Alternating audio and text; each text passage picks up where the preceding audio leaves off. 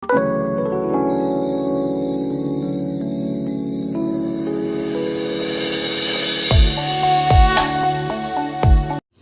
நான் அந்த மரவள்ளி கிழங்கை நல்ல உருளைக்கிழங்கு மாதிரி நான் பொடியாக கட் பண்ணி வச்சுருக்கேங்க பாருங்கள். மரவள்ளி கிழங்குல ஒரு பொரியல் ஒன்று நான் செய்கிறேன்.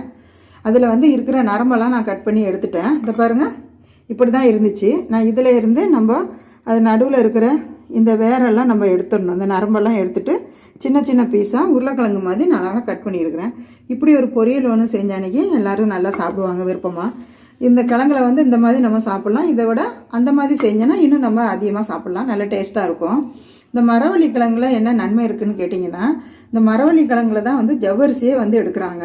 இதில் நிறைய மருத்துவ குணமும் அடங்கியிருக்கு. இதில் கிழங்கை வந்து சாப்பிட்டனால நிறைய நன்மைகள் இருக்குது. எப்படின்னு கேட்டிங்கன்னா, இந்த ஒத்த தலைவலியில் சில பேர் ரொம்ப துடிக்கிறாங்க பாருங்கள், அவங்களுக்கு வைத்தியம் அன்னைக்கு மருந்து மாத்திரையில் சரியாகும், சில பேருக்கு அது சரியாகாது. அப்படி இருக்கிற சமயத்தில் நமக்கு வந்து டெய்லி ஒரு 100 கிராமோ இல்லைன்னா ஒரு 50 கிராமாவது இந்த ஆழ்வள்ளி கிழங்கு வந்து இந்த மரவள்ளி கிழங்குங்கிறாங்க, ஆர்வள்ளி கிழங்குன்னு சொல்லுவாங்க. இந்த கிழங்கு வந்து நம்ம உணவோடு எடுத்துக்கிட்டோன்னா அது நாள் பட சாப்பிடும்போது அந்த தலைவலி அவங்களுக்கு சரியாயிரும். அது மாதிரி இந்த சரும பிரச்சனைக்கு இந்த வெண்புள்ளி இருக்கிறதுக்கும் இந்த கிழங்கு வந்து ரொம்ப பயன்படுத்துது. இதுவும் நம்ம சாப்பிட்லாம். அப்புறம் லூஸ் மோஷன் ஆகுது பாருங்கள், அவங்களும் வந்து இந்த கிழங்கு வந்து உணவோடு நம்ம டெய்லி எடுத்துக்கிட்டோன்னா அந்த லூஸ் மோஷனும் சரியாகும். அப்புறம் இந்த மாசமாக இருக்கிற தாய்மார்கள் வந்து இந்த கிழங்கை வேக வச்சு இந்த மாதிரி சும்மா சாப்பிட்டாலும் சரி, இல்லை இப்படி ஒரு பொரியல் மாதிரி பண்ணினாலும் நல்லாயிருக்கும். மரவள்ளி கிழங்குல தோசை கூட இருக்குது. நான் அது நாளைக்கு உங்களுக்கு வீடியோவில் போடுறேன். அந்த மாதிரி செஞ்சு சாப்பிடும்போது அந்த கர்ப்பப்பையில் இருக்கிற குழந்தைங்களுக்கு வந்து நல்ல மூளை வளர்ச்சி, சரும பிரச்சனை, குழந்தையும் நல்லா ஆரோக்கியமாக இருக்கும். தாய்ங்க வந்து குழந்தை பெற்றதுக்கு அப்புறம் கூட இந்த கிழங்கு சாப்பிட்டாங்கன்னா அவங்களுக்கு அந்த பால் ஊட்டும்போது அந்த பால் மூலிமா அந்த குழந்தைக்கு போகிற சத்து இன்னும் அதிகமாக இருக்கும். குழந்தைங்களுக்கு நம்ம வந்து ஒரு 10 மாதத்தில் அதை நம்ம நல்லா வேக வச்சு நல்லா புட்டு உருளைக்கிழங்கு மாதிரி கொடுக்கும்போது நல்லா சாப்பிடும். கண் பார்வைக்கும் ரொம்ப நல்லதுங்க இந்த கிழங்கு, நமக்கும் நல்லது, கை கால் எலும்பு வலிக்கெல்லாம் ரொம்ப நல்லது. இதில் வந்து எல்லா பொருளுமே நம்ம சாப்பிட்டா எல்லா உடம்புக்கும் செட் ஆகும்னு நம்ம நினைக்கக்கூடாது. எதில் நல்லது இருக்குது கெட்டது இருக்குது நம்ம தெரிஞ்சு தான் சாப்பிட்ணுங்க. இதில் வந்து ஒரு 3-4 பிரச்சனை இருக்கிறவங்க, உடம்புல நோய் இருக்கிறவங்க இந்த கிழங்கு கிட்டையே தொடக்கூடாது. அது என்ன நோயின்னு கேட்டிங்கன்னா, சிறுநீரக பிரச்சனை இருக்கிறவங்க இந்த கிழங்கை சாப்பிடவே கூடாதுங்க. அப்புறம் கிட்னி ப்ராப்ளம் இருக்கிறவங்க இந்த கிழங்கை சாப்பிடவே கூடாது.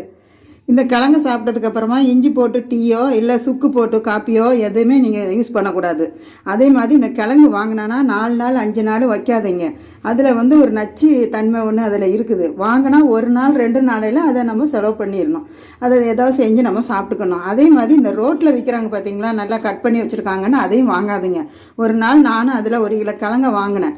நல்ல கிழங்கா தான் நான் வாங்கினேன். வாங்கி வேக வச்சு அது அவியவே இல்லை. அவங்கக்கிட்ட போய் நான் சொன்னேன், இந்த மாதிரி இந்த கிழங்கு நல்லாவே இல்லைங்க, வேஸ்ட்டு தூர தாங்க போட்டேன்றதுக்கு அவங்க சொன்னாங்க, அதில் சோடா மாவு போட்டிருக்கீங்கன்னா நல்லா வெந்திருக்குமே அப்படின்னு சொல்லி சொன்னாங்க.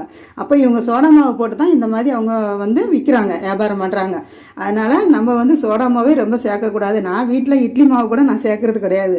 அப்போ நீங்கள் அவங்க இந்த சோடா மாவு போட்டு வேக வச்சு வைக்கிறத நீங்கள் வீட்டில் வாங்கி செய்யணுன்னா கொஞ்சம் கஷ்டமாக இருக்குன்னு காசை கொடுத்து வாங்கிடுறீங்க. நீங்கள் அந்த மாதிரி வாங்கி சாப்பிடாதீங்க.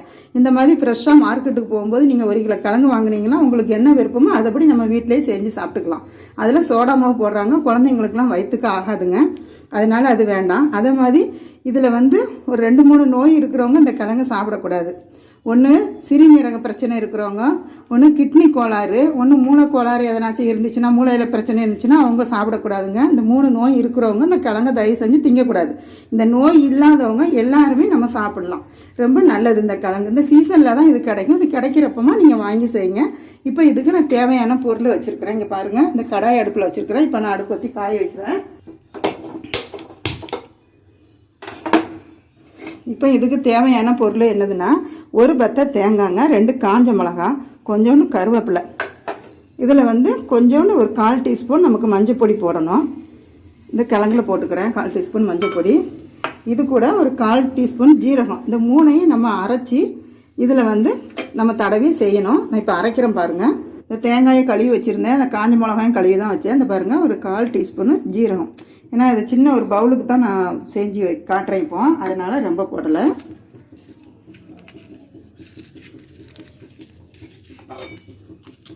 ரெண்டு காஞ்ச மிளகா போடுறேன். நமக்கு தேவை எவ்வளோவோ அவ்வளோ நம்ம போட்டுக்கலாம். சில பேருக்கு 1 கூட போடலாம், சில பேர் 3 கூட போட்டுக்கலாம், நம்ம விருப்பம் தான். இதை நான் இப்போ அரைச்சி அந்த கிழங்குல போடுறேன். இது வந்து நம்ம ஒரு சுத்துக்கு அப்படி நம்ம ஓட்டி எடுத்துருக்குறோம். அப்படி பூ மாதிரி தான், தேங்காய் பூ மாதிரி தான் இருக்கும். பாருங்கள் இதுதான். இதில் வந்து 1/4 டீஸ்பூன் ஜீரகம், 2 காஞ்ச மிளகாய், ஒரு பத்தை தேங்காய், நம்ம மஞ்சத்தூள் நம்ம கிழங்குலேயே போட்டுட்டோம். இந்த மாதிரி ஒரு வித்தியாசமாக செய்யும்போது அது ஒரு டேஸ்ட்டும் நல்லாயிருக்கும். சாப்பிடாதவங்க கூட சாப்பிடுவாங்க. நம்ம பிள்ளைங்களுக்கெல்லாம் ரொம்ப நல்லது. இதை வந்து நம்ம இப்படி உருத்தி விட்டுக்கலாம். இதில் இது கூட கொஞ்சோண்டு ஒரு 1/4 டீஸ்பூன் உப்பு. நாம் உப்பு போடாமல் தான் நம்ம வேக வைக்கிறோம், அதனால் கொஞ்சோண்டு உப்பு போட்டிருக்கேன். இது வந்து எப்படின்னா நம்ம இட்லி குண்டானில் போட்டு நம்ம வேக வைக்கலாம். இது குக்கரோ என்னவோ தேவையில்லை. இட்லி பாத்திரத்தில் உள்தட்டை கவுத்தி போட்டு கொஞ்சோண்டு தண்ணி ஊற்றிட்டு நம்ம அந்த மாதிரி சின்ன சின்னதாக இங்கே பாருங்கள் இந்த மாதிரி நம்ம தோலெல்லாம் எடுத்துகிட்டு சுத்தமாக நல்லா கழுவி நம்ம வேக வச்சிட்டோன்னா நல்லாயிருக்கும். தண்ணியில் போட்டோ இல்லை குக்கரில் போட்டோ வேக வச்சிட்டோன்னா அதோடய டேஸ்டெல்லாம் போயிடும். இதை பார்த்திங்களா, இந்த மாதிரி ஒரு பாத்திரத்தில் போட்டு இந்த உப்பும் நம்ம அரைச்சி வைக்கிற அந்த பொடியெல்லாம் போட்டுடணும். இது கூடவே நம்ம கருவேப்பிலையும் நான் கழுவி வச்சுருக்கேன், அதையும் அது கூட சேர்த்துறேன். எண்ணெயில் போட்டோன்னா அன்றைக்கி அது நம்ம மேலே தான் தெரிக்கும். இது தேங்காய் எண்ணெய் ஊற்றி தாளித்தா ரொம்ப நல்லா இருக்குங்க. செக்கில் வாங்கின தேங்காய்னா ஒரு 2 டீஸ்பூனுக்கான ஊற்றினா போதும். எண்ணெய் செய்யும்போது நல்ல வாசனை நல்லாயிருக்கும், நல்ல டேஸ்ட்டாகவும் இருக்கும். இது கூட ஒரு 1/4 டீஸ்பூனு கடுகு, இவ்வளோ தான். இதுக்கு வெங்காயமெல்லாம் சேர்க்கக்கூடாது, வெறும் கடுகு தான்.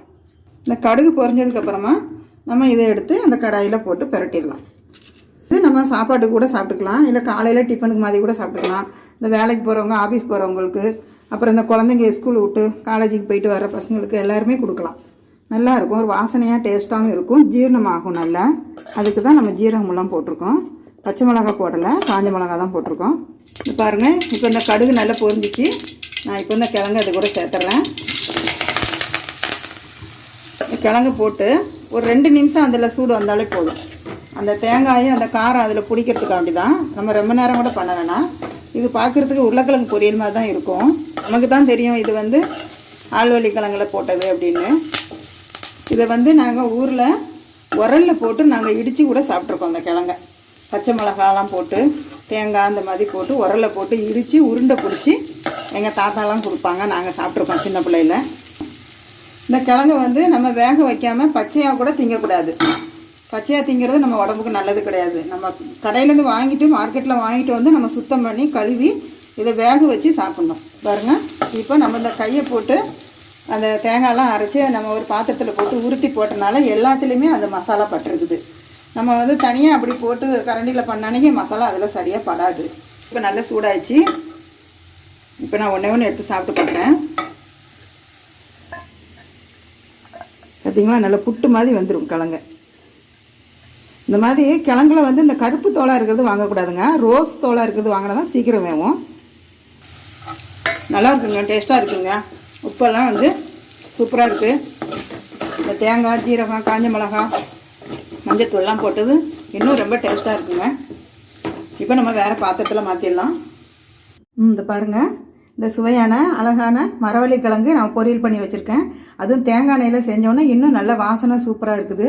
சாப்பிட்றதுக்கும் நல்ல டேஸ்ட்டாக இருக்குங்க. சில பேர் இதை கிழங்கு வந்து கிழங்கு தானே அப்படின்னு சொல்லிட்டு 1-2 சாப்பிடுவாங்க. சில பேர் அதுவும் சாப்பிட மாட்டாங்க, வேண்டான்னு சொல்லுவாங்க. அப்படி உள்ளவங்களுக்கு நீங்கள் இந்த மாதிரி நீங்கள் செஞ்சு கொடுத்தீங்கன்னா அவங்க இன்னும் கேட்டு எனக்கு கொடுங்கன்னு கேட்டு வாங்கி சாப்பிடுவாங்க. ரொம்ப டேஸ்ட்டாக இருக்கும். சாப்பாட்டுக்கும் சாப்பிட்டுக்கலாம், இல்லை காலைல ஒரு டிஃபனாகவும் சாப்பிட்டுக்கலாங்க. இது காலையில் டைமில் தான் சாப்பிட்ணும், ரொம்ப நல்லதுங்க உடம்புக்கு. நீங்களும் இதை மாதிரி செஞ்சு பாருங்கள், உங்களுக்கு பிடிக்கும். ஆனால் தயவு செஞ்சு வெளியில் விற்கிற கிழங்கு வாங்கி திங்காதீங்க. அது சோடா மாவில் வேக வைக்கிறாங்க, அது என்ன தண்ணியில் வேக வைக்கிறாங்கன்னு தெரியல. கிழங்கு வாங்கினா 5 நாளைக்கெலாம் வைக்கக்கூடாது, 1 நாள் 2 நாளில் முடிச்சிருங்க.